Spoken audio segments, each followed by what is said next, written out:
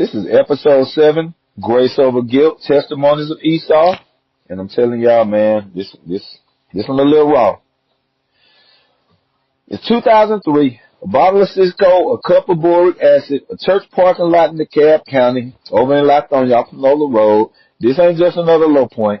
It's a moment where death was knocking and God still stood guard.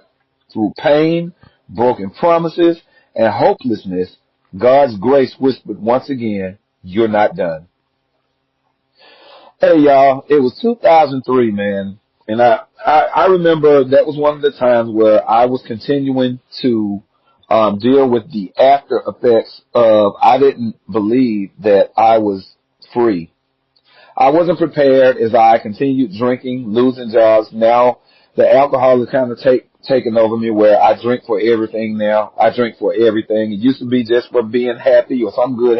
Now it was I had to drink all the time. And we were facing where I was so behind on bills and everything. And I had the great idea to, hey man, you know what?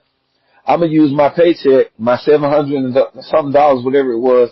And while I was at the liquor store getting gin, I was already a little hungover.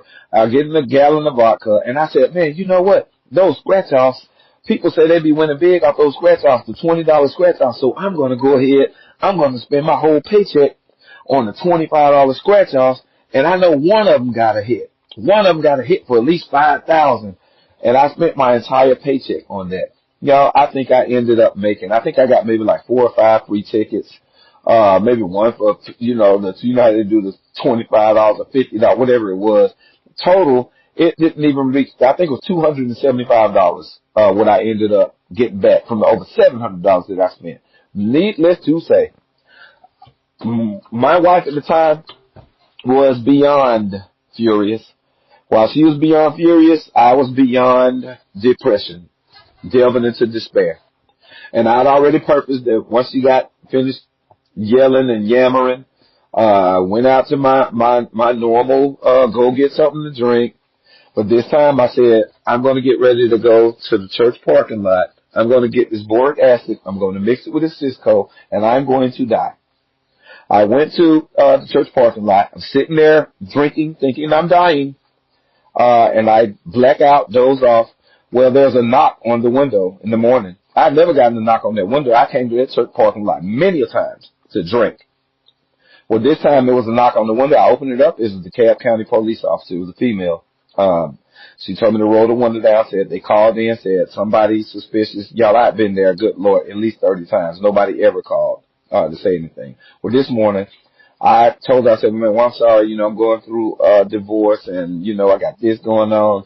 And I thank God, because in that moment I believe that if it had been a male police officer, I know that she cared, but I could see the sympathy and empathy that she had that I don't think another officer would have had.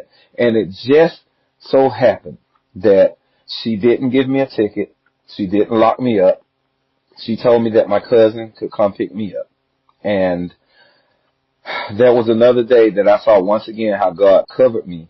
God's grace, where I should have been locked up, because when she asked for my driver's license, it was expired.